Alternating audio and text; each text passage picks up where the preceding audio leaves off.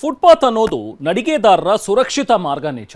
ಆದರೆ ಇದೇ ಫುಟ್ಪಾತ್ ನಂಬಿ ಅದೆಷ್ಟೋ ಮಂದಿ ಬದುಕು ಕಟ್ಕೊಂಡಿದ್ದಾರೆ. ಆದರೆ ಇಂಥವರಿಗೆಲ್ಲ ಇವತ್ತು ಅಕ್ಷರಶಃ ಶಾಕ್ ಆದಿತ್ತು. ಬೆಂಗಳೂರಿನ 5 ಪಾಲಿಕೆ ವ್ಯಾಪ್ತಿಯಲ್ಲಿ ಜೆಸಿಬಿಗಳು ಘರ್ಜಿಸಿದ್ವು. ಫುಟ್ಪಾತ್ ಒತ್ತುವರಿ ತೆರವು ಮಾಡಲಾಗಿದೆ. ಬೀದಿ ಬದಿ ವ್ಯಾಪಾರಿಗಳು ನಮ್ಮ ಜೀವನ ಇಲ್ಲಿಗೆ ಮುಗೀತು, ವಿಷ ಕುಡಿಯೋದೇ ದಾರಿ ಅಂತ ಪಾಪ ಕಣ್ಣೀರು ಹಾಕಿದ್ದಾರೆ.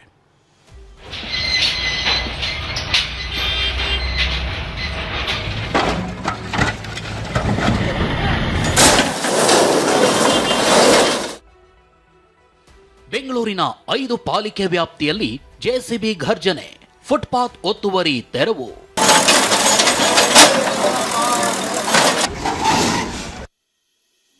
ಬೀದಿ ಬದಿ ವ್ಯಾಪಾರಿಗಳ ಆಕ್ರೋಶ, ಕಣ್ಣೀರು, ಜಾಗ ಬಿಟ್ಟು ಕದಲಲ್ಲ ಅಂತ ಪಟ್ಟು.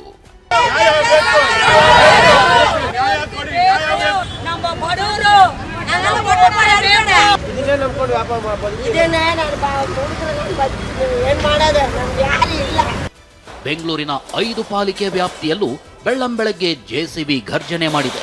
ಫುಟ್ಪಾತ್ನಲ್ಲಿದ್ದ ತಳ್ಳೋ ಗಾಡಿಗಳು, ಕಾಫಿ ಟೀ ಡಬ್ಬಗಳು, ಅನಧಿಕೃತ ಅಂಗಡಿಗಳು, ಶೌಚಾಲಯಗಳು, ಹೀಗೆ ಎಲ್ಲವನ್ನೂ ಜಿಬಿಎ ಅಧಿಕಾರಿಗಳು ಎತ್ತಂಗಡಿ ಮಾಡಿದ್ದಾರೆ. ಮೆಜೆಸ್ಟಿಕ್ನಿಂದ ಮಲ್ಲೇಶ್ವರಂವರೆಗೆ, ದೊಮಲೂರಿನಿಂದ ಬಸವನಗುಡಿವರೆಗೆ, ಹೀಗೆ ಬೆಂಗಳೂರಿನ ಪೂರ್ವ, ಉತ್ತರ, ಕೇಂದ್ರ ಎಲ್ಲ 4 ದಿಕ್ಕುಗಳ ಫುಟ್ಪಾತ್ನಲ್ಲಿದ್ದ ತಳ್ಳೋ ಗಾಡಿಗಳು, ಅಂಗಡಿಗಳನ್ನು ಜಿಬಿಎ ಅಧಿಕಾರಿಗಳು ತೆರವುಗೊಳಿಸಿದ್ದಾರೆ.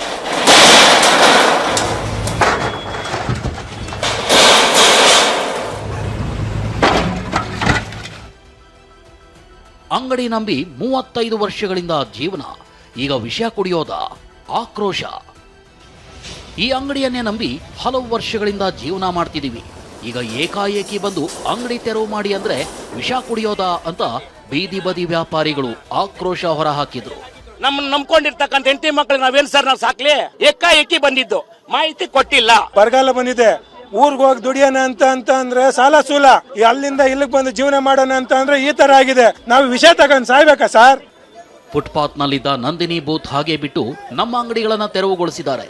ಅವರಿಗೊಂದು ನ್ಯಾಯ, ನಮಗೊಂದು ನ್ಯಾಯನ ಅಂತ ವ್ಯಾಪಾರಿ ಮಹಿಳೆ ಕಿಡಿಕಾರಿದ್ದಾರೆ. ಅದು ನೋಡುತ್ತಾ ಇಲ್ಲ ನೀವು? ಅದು ಮಾತ್ರ ಲೈಸೆನ್ಸ್ ಬಂದ್ಬಿಡುತ್ತೆ, ದುಡ್ಡು ಬಂದ್ಬಿಡುತ್ತೆ. ಅದ್ರಲ್ಲಿ ನಮ್ ತಳ್ಳ ಗಾಡಿಗೆ ಮಾತ್ರ ಬರಲ್ವಾ ಸರ್ ದುಡ್ಡು? ಆ ಗಾಡಿ ಅದನ್ನೇನ್ ಸರ್, ಅದು ಫುಟ್ಪಾತ್ ಅಲ್ಲೇ ಸರ್ ಇರೋದು ಅಂಗಡಿ, ಅದನ್ನ ಹೊಡೆದಾಕ್ರಿ, ಅದನ್ನೇನು ಕೊಡಿತಾ ಇಲ್ಲ. ಮತ್ತೆ ನಮ್ದಾರ ತಳ್ಳ ಗಾಡಿಗಳು ಟ್ಯಾಕ್ಟರ್ ತಂದು ತುಂಬ್ಕೊಂಡ್ಬಿಡ್ತಿದ್ದೀರಲ್ಲ. ಅಧಿಕಾರಿಗಳು ಹೋದ ಬಳಿಕ ಮತ್ತದೇ ಜಾಗದಲ್ಲೇ ಶುರುವಾಯಿತು ವ್ಯಾಪಾರ. ಮೊನ್ರೆಡ್ಡಿಪಾಳ್ಯದಲ್ಲಿ ಫುಟ್ಪಾತ್ ವ್ಯಾಪಾರಿಗಳು ಜಿಬಿಎ ಅಧಿಕಾರಿಗಳ ವಿರುದ್ಧ ಧಿಕ್ಕಾರ ಮೊಳಗಿಸಿದರು.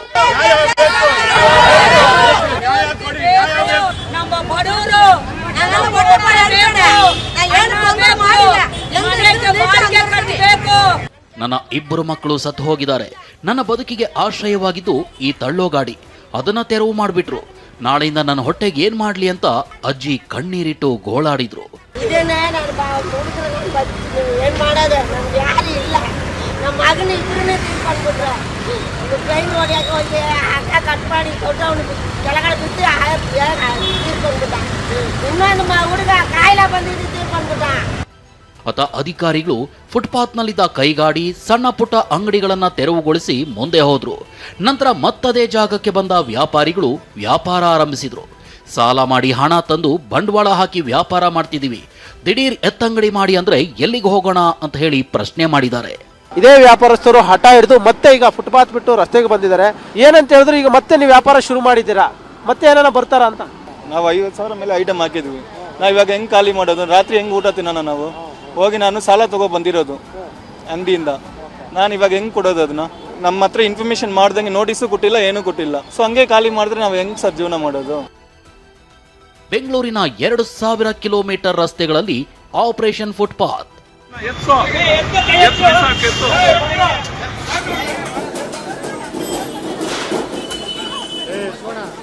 ಬೆಂಗಳೂರಿನಲ್ಲಿ ಪಾದಚಾರಿಗಳ ಸುರಕ್ಷತೆಗಾಗಿ 2000 ಕಿಲೋಮೀಟರ್ ಉದ್ದದ ಪ್ರಮುಖ ರಸ್ತೆಗಳ ಫುಟ್ಪಾತ್ಗಳನ್ನು ತೆರವುಗೊಳಿಸಿ ದುರಸ್ತಿ ಮಾಡುವ ಸುರಕ್ಷಿತ ಫುಟ್ಪಾತ್ ಅಭಿಯಾನ ಜಾರಿಯಲ್ಲಿದೆ.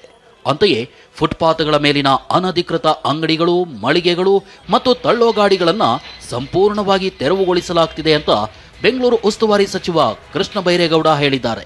2000 ಕಿಲೋಮೀಟರ್ ಅಂದರೆ ಒಂದು ಲೆಸ್ ದೆನ್ 20%ಗಿಂತ ಕಡಿಮೆ, ಒಂದು 15% ರಸ್ತೆಗಳಲ್ಲಿ ಮಾತ್ರ ಒಟ್ಟು ರಸ್ತೆಗಳಲ್ಲಿ 15,000 ಕಿಲೋಮೀಟ್ರ್ ಮೇಲೆ ಇದ್ದರೆ 2,000 ಕಿಲೋಮೀಟ್ರ್ ಮಾತ್ರ ಎಲ್ಲಿ ಹೆಚ್ಚಿಗೆ ಜನ ಓಡಾಡುವಂಥ ರಸ್ತೆಗಳಿದ್ದಾವೆ ಅಲ್ಲಿ ಇದನ್ನು ಅನುಷ್ಠಾನ ಮಾಡ್ತಾ ಇದ್ದೇವೆ.